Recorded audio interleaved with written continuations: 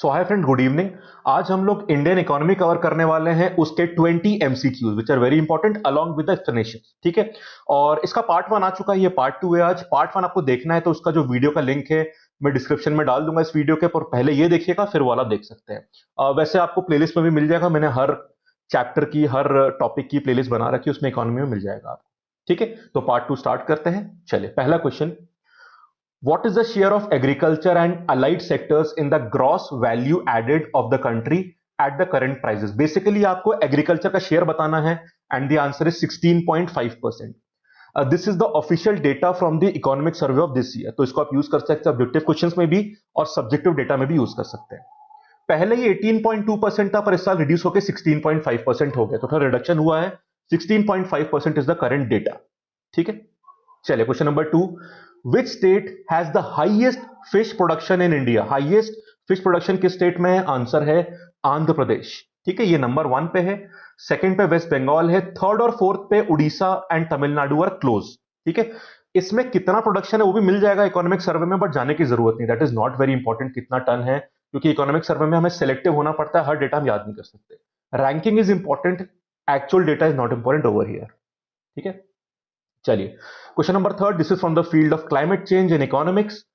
In its NDC, NDC क्या होता है वो देख लीजिए, nationally determined contribution. So in its nationally determined contribution, India has promised to reduce its emission intensity of GDP by 33 to 35% below 2005 levels by which year? तो हमारा NDC क्या था, हमारा डिसीजन या कंट्रीब्यूशन या प्रॉमिस क्या था? We promised to reduce our emission intensity of the GDP by 33 to 35% below which level? Below 2005 level by which year? The answer is 2030। तो हमें रिडक्शन करना है कब तक? 2030 तक। This is a very important and probably the most important data for climate change. इसको आप use कर सकते हैं ऑब्जेक्टिव में भी और सब्जेक्टिव में भी, ध्यान रखिएगा। Question number fourth, who is known as the founding father of modern economics? Answer क्या है इसका? Adam Smith. फाउंडर्स के नाम कई बार पूछ चुके हैं, यूपीएससी सीसैट में थोड़ा कम आता है, पर आ चुका है एक बार प्रीलिम में, उसके बाद एसएससी बैंक एग्जामिनेशंस में और कई एंट्रेंस एग्जामिनेशंस लाइक जैट, उन सब में से सवाल आ जाते हैं, तो ध्यान रखिएगा। Adam Smith is the founding father of modern economics. ठीक है, चलिए question number five, theoretically and conceptually very important question. RBI publishes 4 alternative measures of money supply, M1, M2, M3 and M4। हमें बताना है कि इसमें सबसे लिक्विड फॉर्म कौन सा है। तो बेसिकली मनी कैटेगराइजेशन 4 तरीके से होता है। ठीक है, अब वो कौन से, उसके डेफिनेशन थोड़ा देखनी पड़ेगी आपको, एक मिनट दीजिए बताता हूं मैं आपको, इतना ही ध्यान रखिए काफी रहेगा। देखो, सबसे पहले होता है M1। M1 होता है CU प्लस DD। CU मतलब क्या होता है? करेंसी। करेंसी मतलब currency held by the public. इसमें नोट्स भी आते हैं और कॉइन्स भी आते हैं। तो CU मतलब करेंसी और DD मतलब net demand deposit. Net demand deposit with commercial banks. ठीक है, अब नेट का मतलब यह है कि वो डिमांड डिपॉजिट जो कमर्शियल बैंक में है, पब्लिक का। कई बार क्या होता है ना कि कोई कमर्शियल बैंक दूसरी कमर्शियल बैंक में भी पैसा डालती है, वो आपको इंक्लूड नहीं करना है, यहां पे सिर्फ पब्लिक का इंक्लूड करना है। ठीक है, सो CU मतलब करेंसी और DD मतलब net demand deposit with the commercial bank of the public. चलो, M2 क्या होता है? M2 में आप M1 लेते हो और उसमें क्या ऐड कर देते हो? एक छोटी सी चीज, saving deposits. Saving deposits, saving deposit with the post office saving bank. तो M2 में M1 पूरा होता है, उसके साथ साथ क्या होता है? Saving deposit with the post office saving bank. अब M3 क्या होता है वो देख लीजिए। इतना ही ध्यान रखना है, डिटेल में नहीं जाना कि ये कितना है कैसा है, वैल्यूज पे नहीं जाना आपको। M3 में M1 आता है, उसके साथ साथ क्या आता है? अब देखिएगा, आपने M1 में क्या लिया था? Net demand deposit with the commercial bank. M3 में M1 के साथ एक चीज और आती है, नेट टाइम डिपॉजिट्स। तो यहां पे टाइम डिपॉजिट पे इंक्लूड कर लेते हो विद कमर्शियल बैंक, बाकी पूरा सेम रहेगा, M1 पूरा आएगा। ठीक है, और आखिरी में M4 क्या होता है? M4 में आप M3 तो लेते ही हो, उसके साथ साथ आप देखिएगा आपने M2 में क्या लिया था?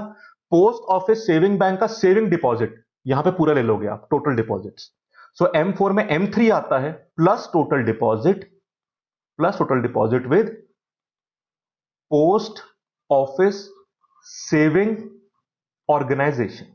ठीक है, पर एक ध्यान रखिएगा, जो नेशनल सेविंग सर्टिफिकेट होते हैं उसको M4 में इंक्लूड नहीं करते हैं।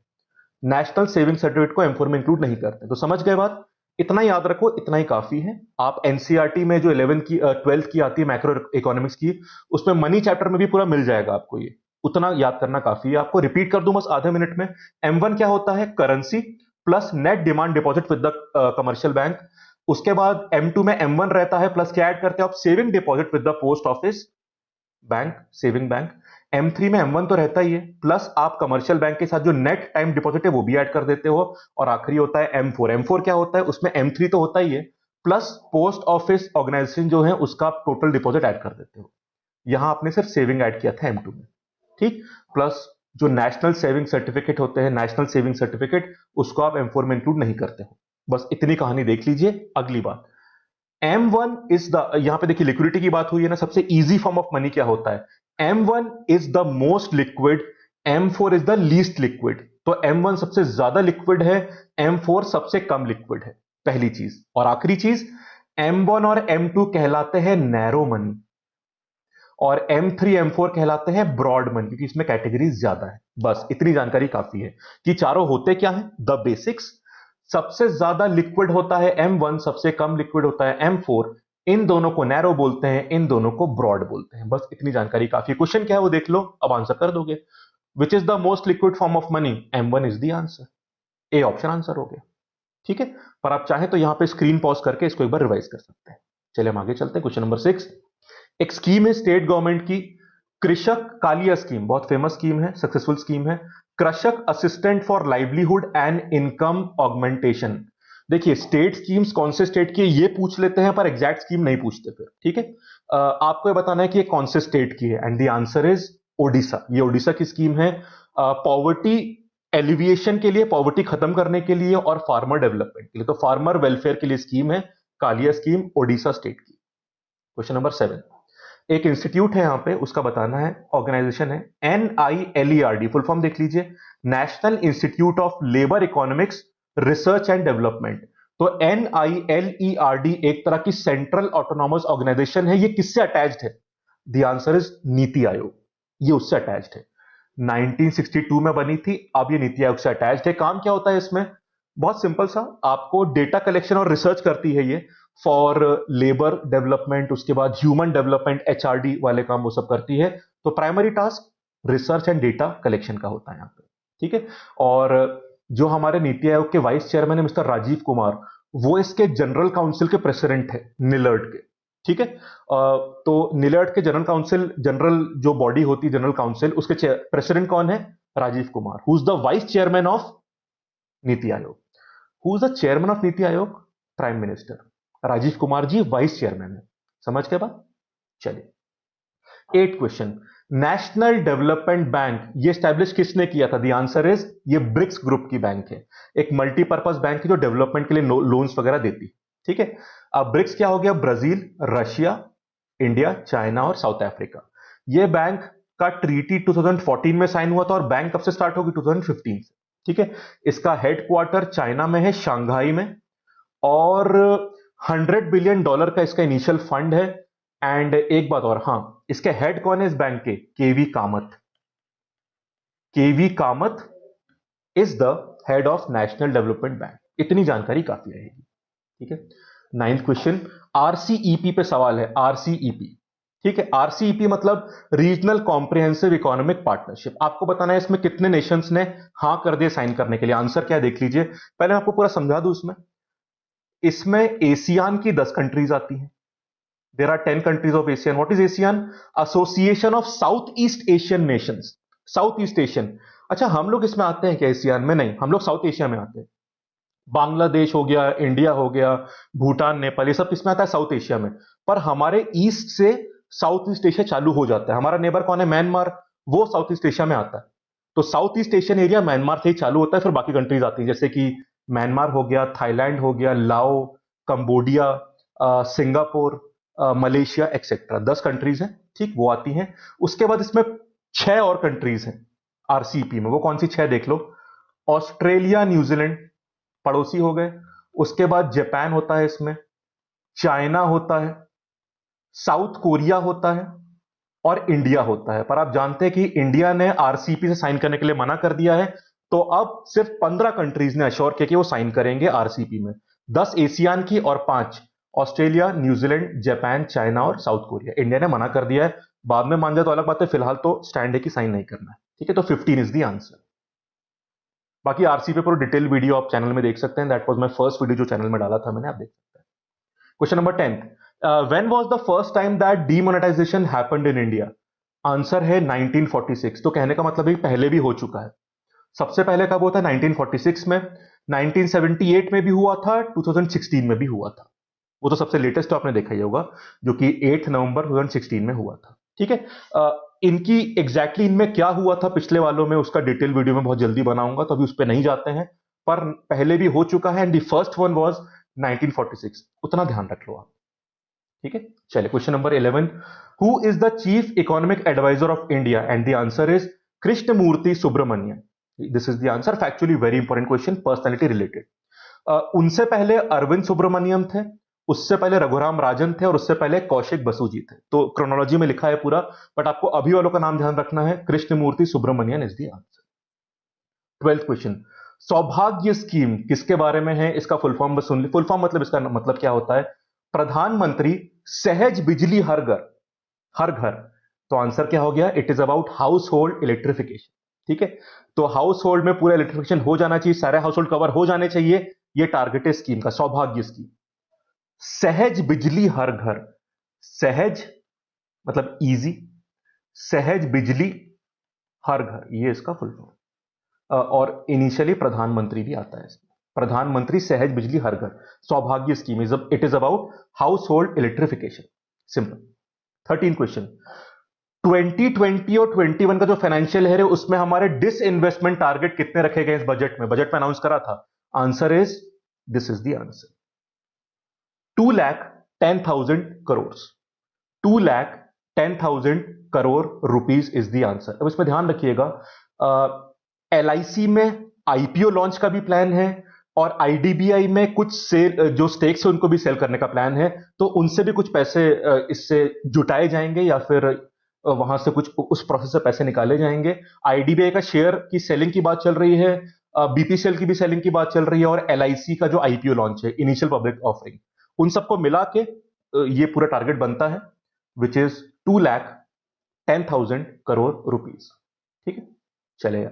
फेम इंडिया, फेम इंडिया किस स्कीम, मतलब स्कीम कौन सी फील्ड की है? फेम किस फील्ड की स्कीम है, ये आपको बताना है, and the answer is electric vehicle. ठीक है, तो आप इसका फुल फॉर्म देख लीजिए, fast adoption, faster, faster adoption and manufacturing of, अब यहां ब्रैकेट में हाइब्रिड व्हीकल्स भी आता है, पर मेन होता है electric vehicles. Hybrid and electric, आप मतलब दोनों अलग से लिख सकते हैं, इलेक्ट्रिक व्हीकल्स, तो ये मतलब होता है। ठीक है, तो faster adoption and manufacturing of electric vehicles, bracket में हाइब्रिड व्हीकल्स भी आता है, ये होता है फेम इंडिया का मतलब। 2015 में ये स्कीम चालू करी थी। ठीक है, इलेक्ट्रिक मोबिलिटी की तरफ मूव करने के लिए इसे चालू करा गया था। क्लियर है बात? सो फेम मतलब faster adoption and manufacturing of electric vehicles, it is about electric vehicles. Starting year 2015, इतना याद रखना है आपको। ठीक है, चलिए क्वेश्चन नंबर 15, एनबीएफसी। ठीक है, तो आपको यह बताना है कि जो एनबीएफसी होते हैं हमारे, these are basically non banking institutions, finance के जो नॉन बैंकिंग इंस्टीट्यूशन होते हैं उसके बारे में बताना है। कुछ दो चीजें लिखी हैं, क्या एनबीएफसी डिमांड डिपॉजिट एक्सेप्ट कर सकते हैं और चेक इश्यू कर सकते हैं? आपको बताना है इसमें क्या सही है। आंसर है डी ऑप्शन, दोनों गलत चीजें हैं। एनबीएफसी जो होते हैं नॉन बैंकिंग इंस्टीट्यूशंस, वो डिमांड डिपॉजिट भी एक्सेप्ट नहीं कर सकते और वो चेक भी इशू नहीं कर सकते। लोन दे सकते हैं वो अलग बात है, बट ये लोग ये दोनों काम नहीं कर सकते, ना तो डिमांड डिपॉजिट एक्सेप्ट कर सकते हैं, ना तो चेक इशू कर सकते हैं। ठीक है, चलो तो ध्यान रखिएगा, एनबीएफसी के फीचर में ये पॉइंट काफी इंपॉर्टेंट बन जाता है। चलिए, who heads the MPC, monetary policy committee, this is the most important committee. जो भी आरबीआई डिसीजन लेती है ना, जो प्रेस कॉन्फ्रेंस में बताए जाते हैं आपको कि रेपो रेट कम कराया बढ़ा दिया, रिवर्स रेपो कम कराया बढ़ा दिया, वो सारे डिसीजन आरबीआई लेती है। आरबीआई में कौन लेता है? Monetary policy committee. ठीक है, जो रेट के डिसीजंस हैं वो एमपीसी लेती है। इसे हेड कौन करता है आपको बताना है, आरबीआई गवर्नर जो भी शक्तिकांत दास जी हैं, he is the head of MPC, monetary policy committee.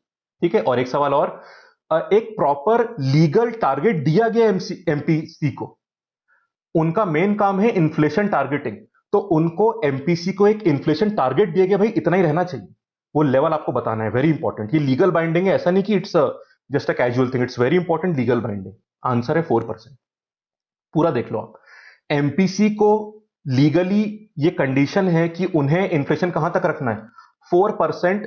4%, इसमें प्लस माइनस 2% का वेरिएशन है। ठीक है, मतलब 4 माइनस 2 हो गया, 4 प्लस 2 6 हो गया, मतलब 2% से 6% तक कहां नहीं जा सकती, ना उससे कम ना इससे ज्यादा। इन्फ्लेशन ऑप्टिमम होना चाहिए, ना तो बहुत कम ना तो बहुत ज्यादा। तो this is the official legal target for the MPC which is headed by the RBI governor. 18 question, this is a conceptual question. ऐसे क्वेश्चंस बहुत आते हैं, खासकर यूपीएससी प्रीलिम में बहुत क्वेश्चन देखे गए हैं। देखिए, एक फिस्कल पॉलिसी होती है जो सरकार करती है, और एक मॉनेटरी पॉलिसी होती है जो सेंट्रल बैंक करती है, जैसे हमारी आरबीआई है। मॉनेटरी पॉलिसी का मेन टारगेट क्या होता है? देखिए, टारगेट सारे पूरे होते हैं इनडायरेक्टली, पर मेन टारगेट क्या है? B option. जो भी सेंट्रल बैंक होती है जो मॉनेटरी पॉलिसी गवर्न करती है, उसका मेन टारगेट होता है प्राइस स्टेबलाइजेशन मेंटेन करना, इन्फ्लेशन को टारगेट या लिमिट में रखना, that is the main purpose.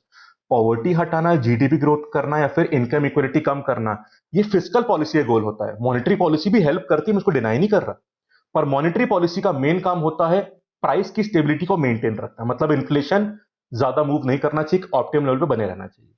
ठीक है।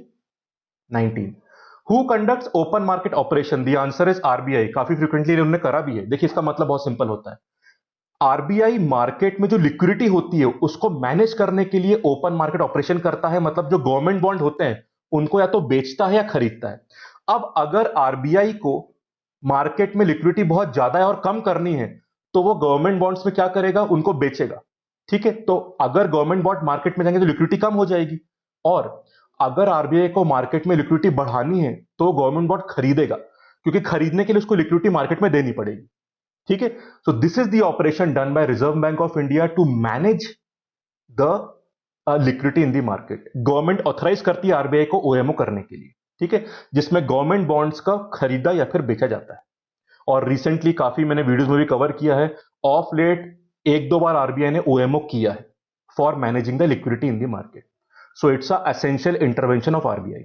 लास्ट क्वेश्चन, सो फ्रेंड्स ये आज का last question, Shishu, Kishore and Tarun are the offerings of, ये किसकी ऑफरिंग है? And the right answer is Mudra bank की ऑफरिंग है। ठीक है, मुद्रा बैंक का फुल फॉर्म देख लीजिए, micro unit development development and refinance agency limited, and refinance agency, बाद में लिमिटेड भी आता है। ठीक है, सो बेसिकली काम क्या होता है कि देखिए, जो हमारे बैंक्स होते हैं, एमएफआईज होते हैं, ठीक है, या फिर एनबीएफसीज होते हैं, ये तीनों जो माइक्रो यूनिट्स को हेल्प करने वाले हैं 10 लाख तक का लोन देने के लिए, उनको रीफाइनेंस करने में मुद्रा बैंक हेल्प करता है। तो हमारे बैंक्स हो गए या फिर एनबीएफसीज हो गए, अगर ये लोग माइक्रो यूनिट्स को हेल्प करने वाले हैं, कब तक, what is the upper limit of the loan, 10 lakh, तो फिर इनकी रीफाइनेंसिंग में मुद्रा बैंक हेल्प करता है। This is the function of मुद्रा बैंक। और इसके 3 ऑफरिंग है।